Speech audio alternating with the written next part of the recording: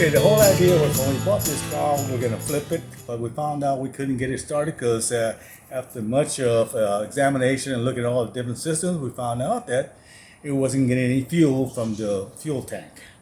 And so we checked the backtracked to look at all the different sections to make sure that because it's got an automatic lock inside, it'll disengage if you hit something, and it'll cut the fuel supply to the engine.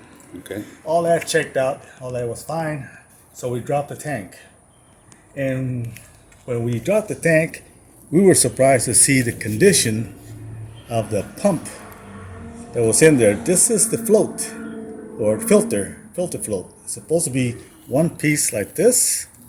And you can see that after, 2002, 18 years, this is what happens to it, even though this car has been sitting for approximately 3 years.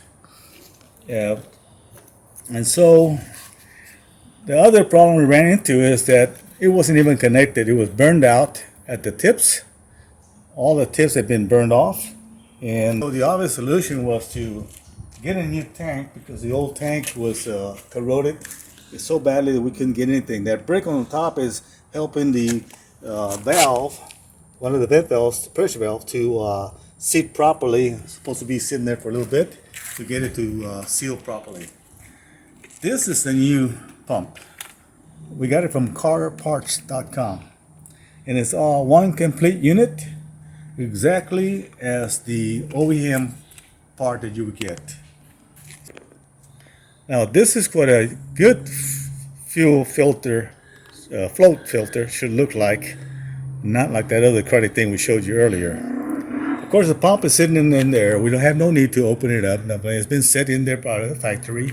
All we have to do is slide this in properly, make sure that the float is not hung up or anything, that it's free, and then bolt the top part down with the existing screws on the old thing. So I've got the screws along with the bolts are here with the gasket, so it comes complete. You don't have to use real parts or nothing. And then it's a simple matter of making these two connections.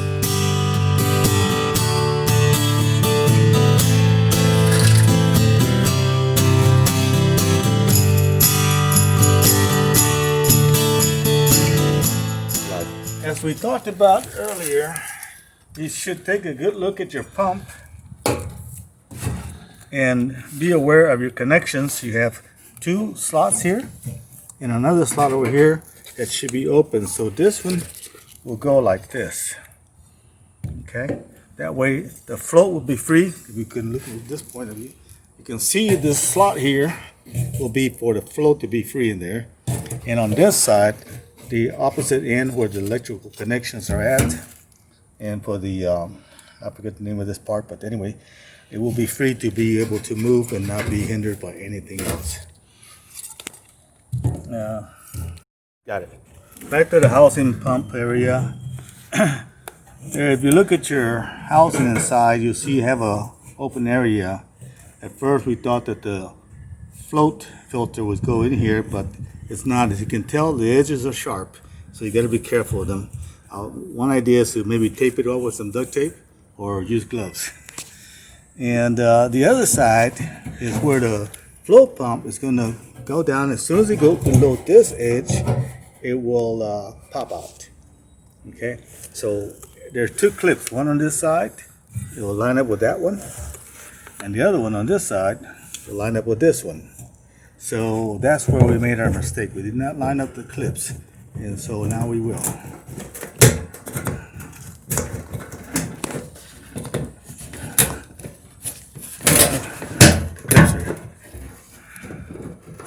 The clips have a mind of their own, so we have to.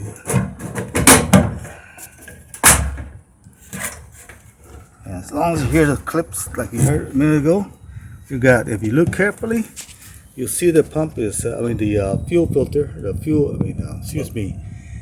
The float filter has popped out like it's supposed to. It'll be free to do its job. Have the free range to move when it needs. And then the last thing to do is, of course, for this part, is to marry up all the grommets, or whatever you call this. Good. you want to put this. The gasket has this little prongs, plastic rubber, and they all. Well. Okay, we gotta move them around. Make sure that they marry up. And the best thing to do is to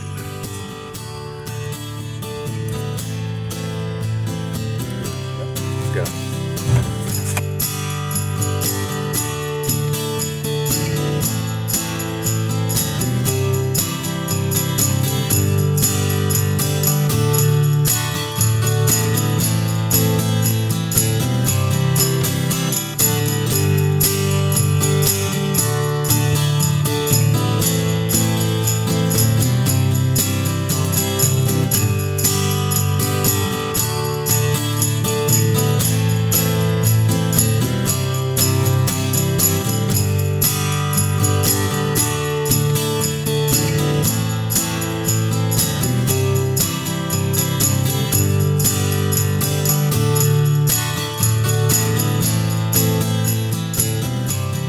Okay, we have to pull the whole thing out because we, being amateurs, forgot to put the float on.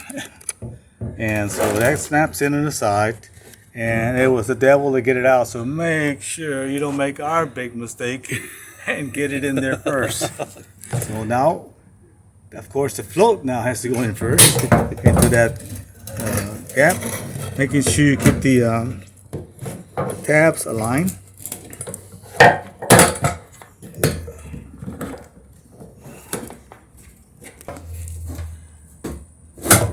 One side in, one side out. Now we can go back to where we were 10 minutes ago. And make sure your line, your gas line, is not getting cut by the edges because, like I said, it happens. This is a fuel filter. I'm going to plug it in first. Make sure. Here, let me put the can down real quick. Okay, so I got it snug in there. Then you gotta clip right in. Make sure. If it doesn't, there you go. Nice and snug. Make sure your line is in good. Double check that real quick. Snug. Before we go any further, just want to explain something to you.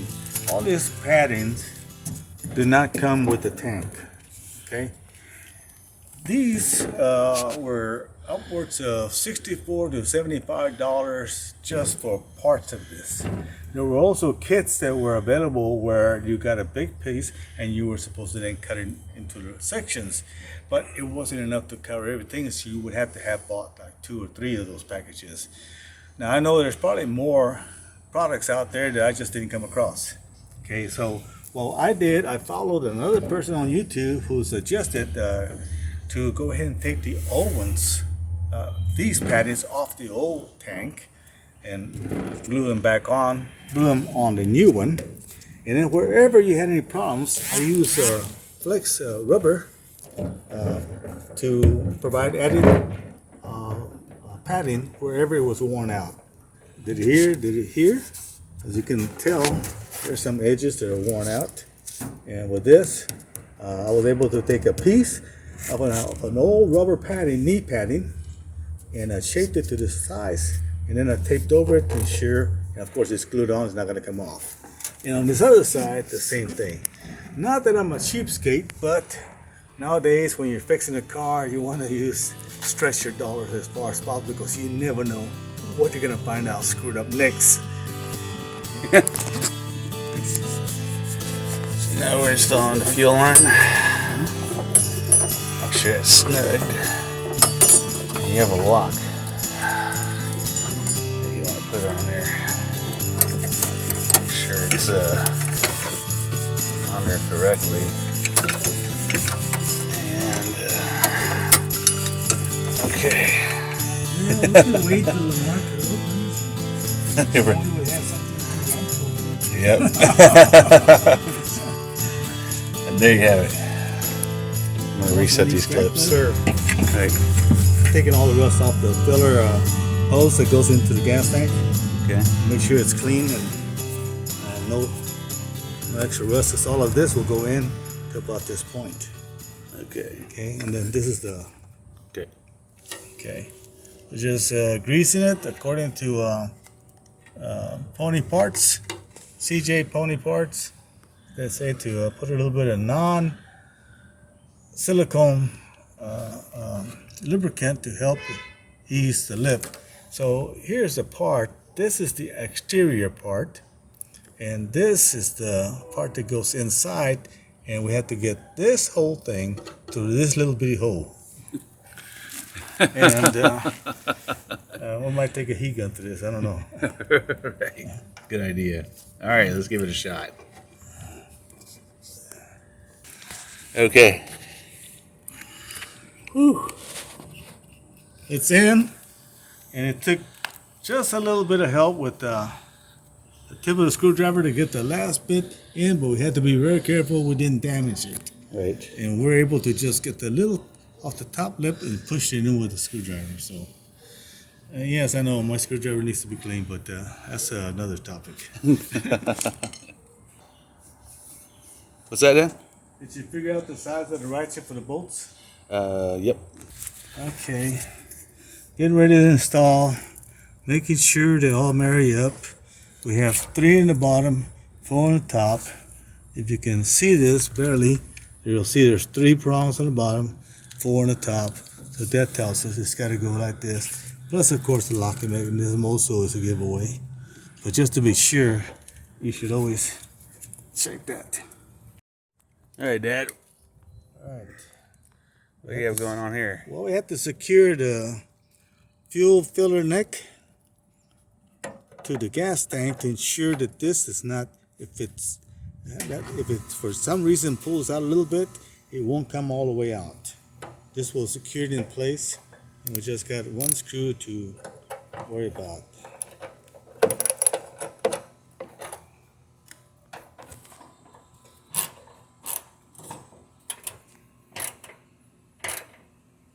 There it is.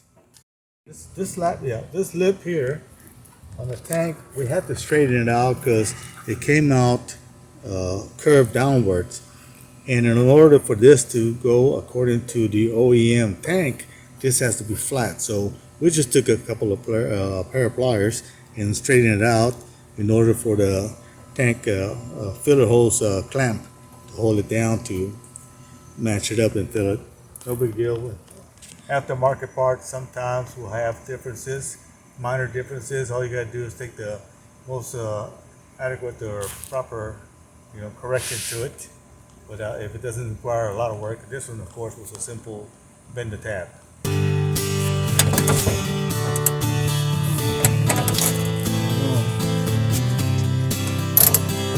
There's a song right on that.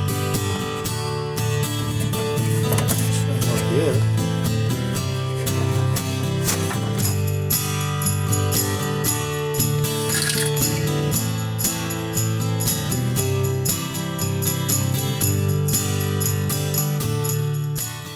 Well, after a lot of trial and error, we figured it all out. YouTube videos helped a lot, and Chris Fix and also CJ Pony Parts and Pony site helped quite a bit with their installation guides. And if you can take a good look, you can see that the tank is intact. All the lines are connected. Probably not a very bright picture, but what you're seeing down there is the underbelly, the plastic cover that protects the tank from any flying debris while you're going down the highway. Inside, you can tell where we have to then stabilize the fuel filler neck that goes down into the tank. Takes a total of 3 bolts, and that secured it to the floor like it was supposed to be. And then on the gas part, we're missing 1 bolt, but we got 2 of them in there, and we'll be looking for the 3rd one. And at this point, we're gonna charge up the battery. Tomorrow go get some gas. As you can tell, the sun is going down on us and we've had it.